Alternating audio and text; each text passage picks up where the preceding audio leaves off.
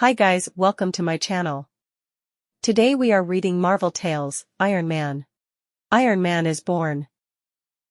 In a secluded area, somewhere in the US defense perimeter, there stands a closely guarded building. The laboratory of Anthony Stark. First person said, "Boy. That guy Stark must really rate to get a 24-hour guard." Second person said, "He rates alright. The commies would give their eye teeth to know what he's working on now." And inside. Stark said, "General, you will see my tiny transistor increase the power of the small magnet so tremendously, that it will open that locked valve." General said, "Oh come now, Stark. That just isn't possible." Stark said, "Think so?" "There. I've switched on the transistor. It's energizing the magnet," General said. "The door, it's beginning to budge." Stark said, "Naturally. My tiny transistors are so powerful that they can increase force of any device 1,000-fold. Stark said, "Now do you believe that the transistors I've invented are capable of solving your problem in Vietnam?" General said, "Stark, after what I've just seen, I'm ready to believe anything." Anthony Stark. Rich, handsome, known as a glamorous playboy, constantly in the company of beautiful adoring women. First women said, "Look, there's Tony Stark." Second women said, He's the dreamiest thing this side of Rock Hudson." The women with Stark said, "The Riviera was a real drag till you showed up, darling." Yes, Anthony Stark is both a sophisticate and a scientist. A millionaire bachelor, as much at home in a laboratory as in high society. But, this man who seems so fortunate, who's envied by millions, is soon destined to become the most tragic figure on Earth. Our tale really has its beginning halfway around the world, in a South Vietnam jungle, menaced by Wang Chu, the red gorilla tyrant. Wang Chu said, "Ha! I have brought another village to its knees. Now for the wrestling match. If any prisoner can defeat Wang Chu, I free whole village." Desperate to save their village, the strongest of the natives accepts the warlord's challenge. Wang Chu said, "Ah, you are good. But Wang Chu better." Another, and another, tries in vain. Wang Chu said, "I am strongest of all." Next to Wang Chu other men are but fleas. Wang Chu said, "It is over. Now let us plunder the town." For none can stop the victorious Wang Chu. Meanwhile, on the outskirts of the jungle, the soldier said, "The red gorillas outnumber us. Our heavy artillery could beat them, no, we can't transport such big weapons through the dense jungle." Stark said, "So, that's where my midget transistors come in, eh?" "Right. Thanks to your inventions, our mortars are no larger or heavier than flashlights. Our men can carry them anywhere. Take cover.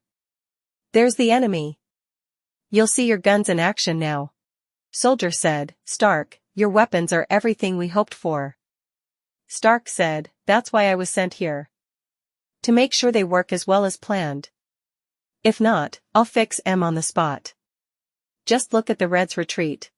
Battle filler minutes later. Soldier said, "The Reds never knew what hit them." Stark said, "But, the jungle holds 1,000 perils. Some natural, others man-made. And, tripping over a small concealed string leads to disaster." Stark said, "A booby trap." Oh. Minutes later. Red Soldier said, "Yankee civilian still alive. Him may be important official of government. I bring him to Wang Chu. Maybe get reward." Stark said, "Oh." Later, at the guerrilla chief's headquarters. Wang Chu said, "His papers reveal he is famous Yankee weapons inventor." "How is he?" Red Soldier said, "Bad. Much shrapnel near his heart. Impossible to operate. Cannot live longer than 1 week." Red Soldier said, "In a few days shrapnel will reach his heart, then he will die. Nothing can save him." Wang Chu said, "Bah. We can use his genius. Wang Chu will trick him into spending his last days on Earth working for us." "Is he strong enough now?" Red Soldier said, "Yes, he can work till shrapnel reaches heart." Wang Chu said, "We know you are American weapons inventor.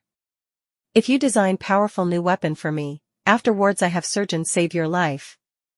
Stark thinking, he's lying. If they could, they'd do it now. To be sure, I live long enough to design weapons for them. Stark thinking, I know I've only days to live, but my last act will be to defeat this grinning, smirking red terrorist. Stark said, all right Wang Chu, I'll do it. Wang Chu said, I knew you would not hesitate to betray your country to save yourself. Wang Chu said, here room where you work. Plenty of scrap iron. Plenty tools. Stark said, this I promise you. I shall build the most fantastic weapon of all time. Stark thinking, I'll build it, all right, but it will be mine. Made for only one purpose, to keep me alive. Stark said, every tick of the clock brings the deadly piece of shrapnel closer to my heart. I've got to work faster than I've ever worked before. Can't afford a single mistake. Then, on the second day of Tony Stark's race against time, Wang Chu said, this old one, Professor Einstein. Once great scientist, now lowly manservant of Wang Chu, will help you build weapon. Professor Einstein said, no. I will never help the evil red tyrants. Never.